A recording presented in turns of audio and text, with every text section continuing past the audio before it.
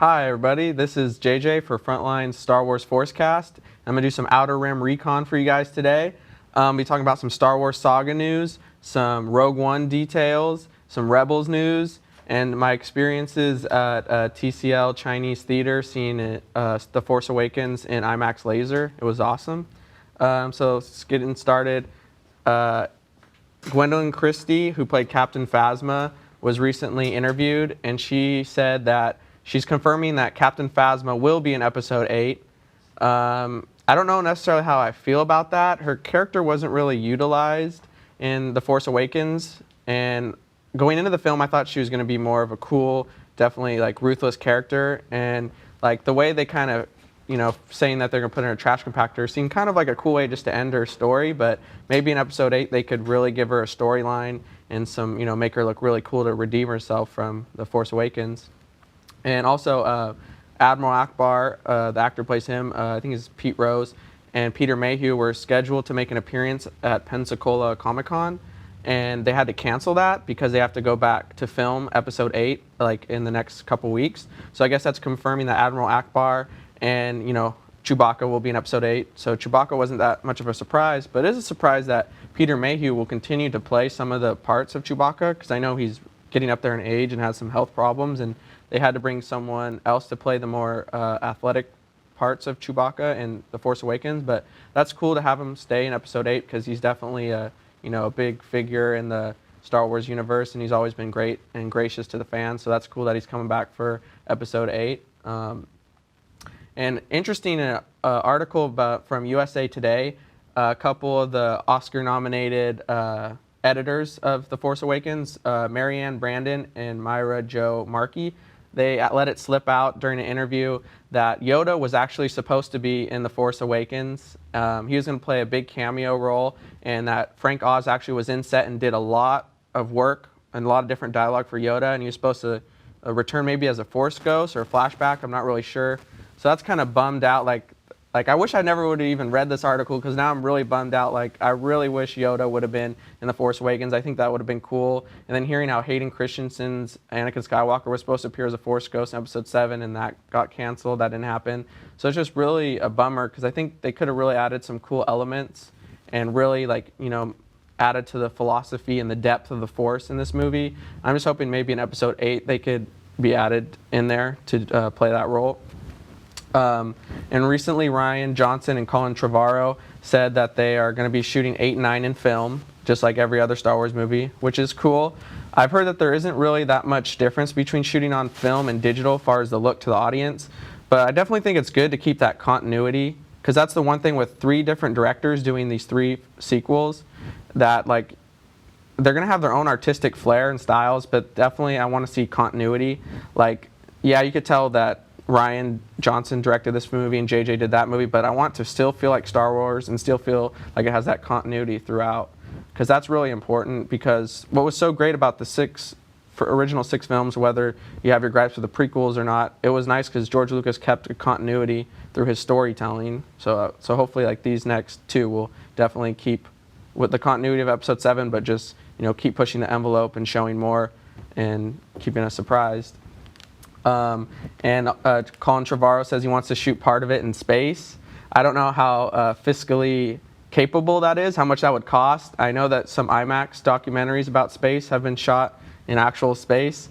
I know Christopher Nolan tried or discussed about shooting some of Interstellar's footage in space, but it just didn't work out. So maybe with a couple years past since Interstellar, that the technology will catch up, so it'll make it cheaper to shoot in space. Maybe with all the work that SpaceX has been doing, they could figure a way to put some cameras on one of their rockets or something. That'd be kind of cool to see, make even Star Wars feel more grounded and more realistic.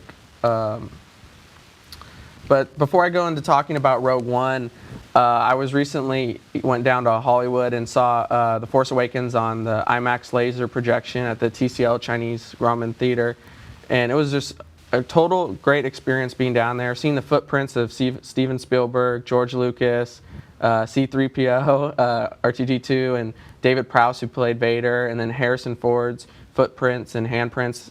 Just putting my feet and my hands in those handprints, it was just chilling experience. And then IMAX Laser definitely lives up to the hype. It is by far and away better than regular movies, and definitely better than regular IMAX.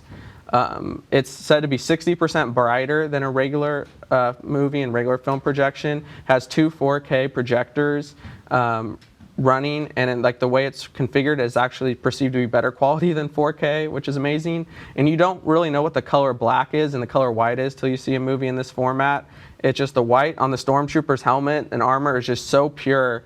And then, like, the explosion when the TIE fighter explodes after Finn and Poe crash land, you could just see different shades of the sand, and just the explosions are just so much more loud and, like, just really immerse you. Like you feel like you're in the movie because they have like a 12 sub like speakers, and it's just like so loud, like your ears almost hurt, but just like puts you immersed into the film.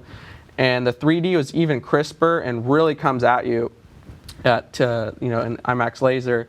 And it's just like they only have I think 5 to 7 theaters around the world that has IMAX Laser, and then the TCL Chinese theater is the 3rd largest screen in the world. And so it was just amazing seeing it on that. I think the screen's about 90 feet tall, so it was just a great experience.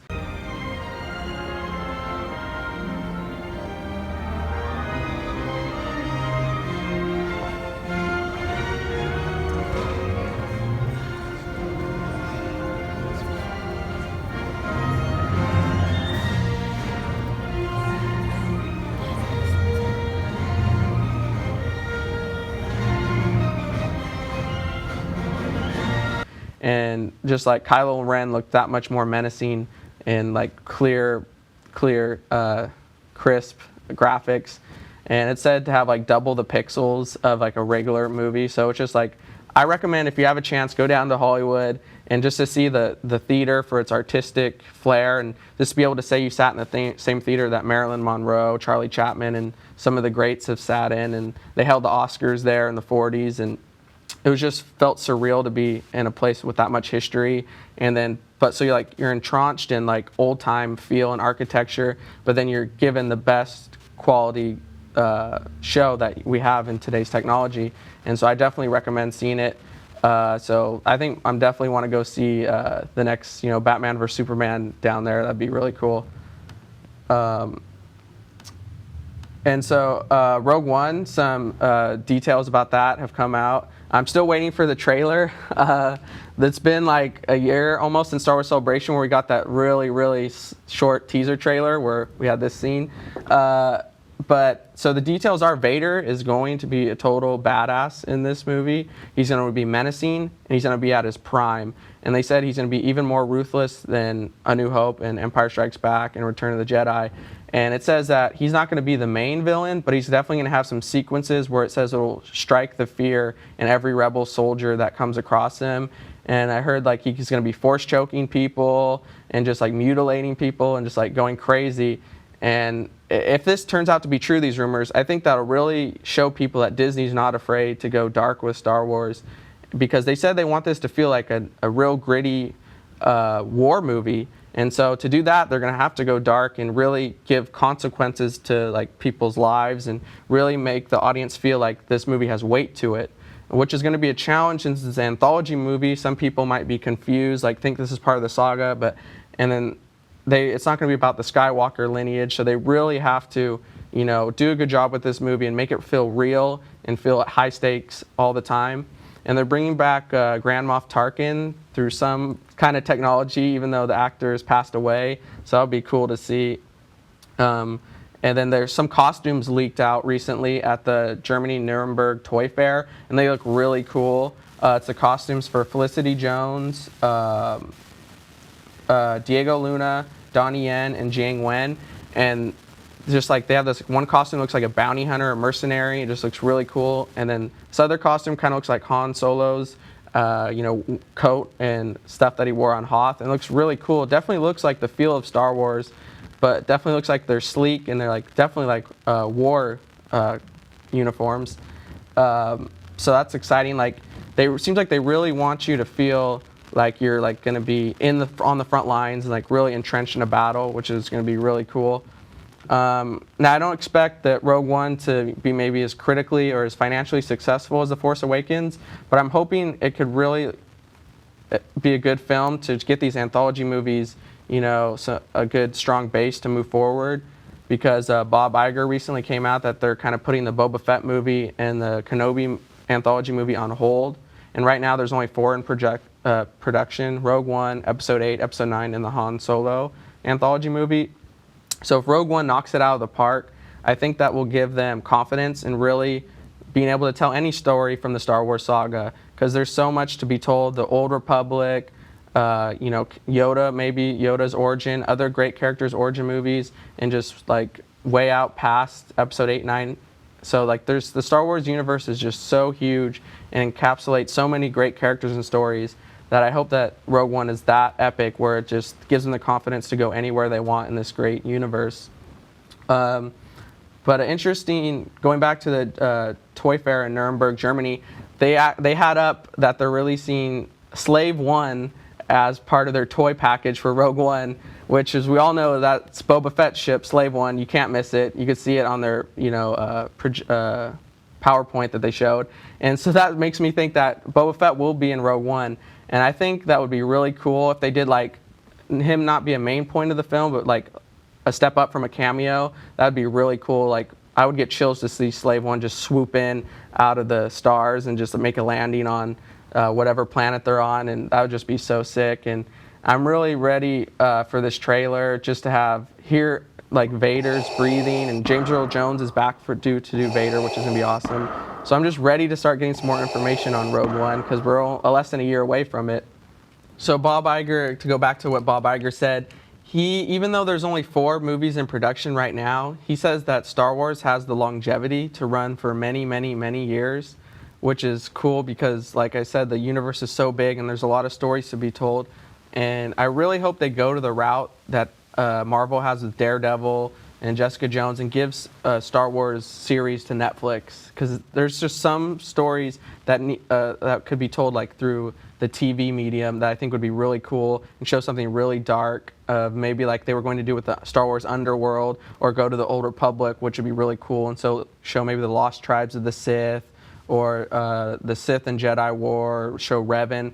There's just so many stories to be told. And then he was also talking about Marvel, like Star Wars and Marvel just have so many stories to be told that they're going to continue on for years and years. So even after Phase 3 is over for Marvel, they're going to continue with that, which is cool. So that just kind of shows that they really believe in these 2 properties, and then that they're going to really just try to make good movies and then keep the longevity going. So it looks like we could look forward to maybe 40 more years of Star Wars movies, and maybe not one every year like they had first said. He kind of pumped the brakes on that, but definitely won't be too big of a wait in between, which is cool.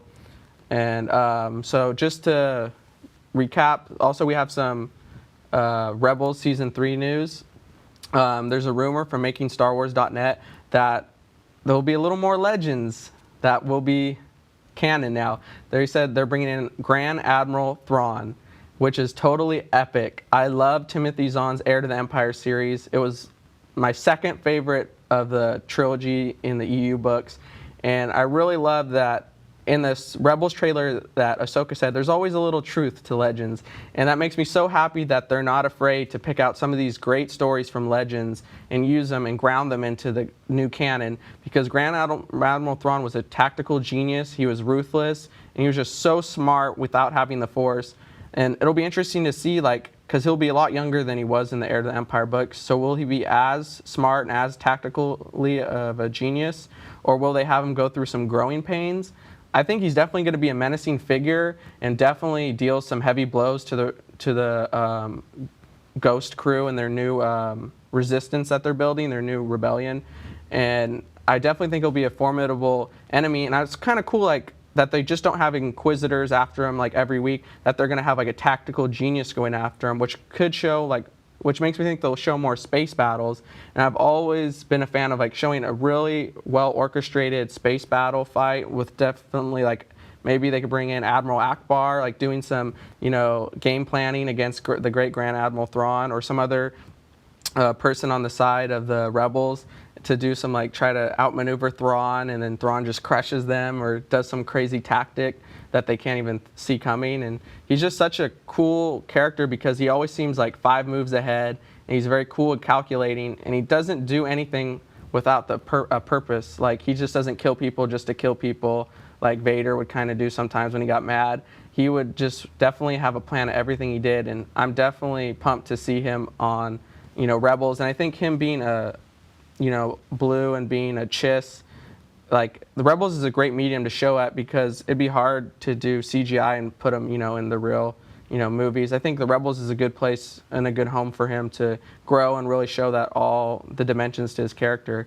So that was a great rumor that I saw. I really hope it's true. And then I think they asked Dave Filoni, the creator of Rebels, and he didn't really say yes or no, but he kind of like alluded to that a lot of Legend stuff, or some Legend stuff, will be showing up in Rebels, which I think is really cool, because there's definitely some great stories to tell in Legends, and I don't think they should be afraid to go to those veins and use the great resources that all, like Timothy Zahn and James Luciano and Drew Karpyshyn wrote these great stories, and just don't be afraid to draw from them.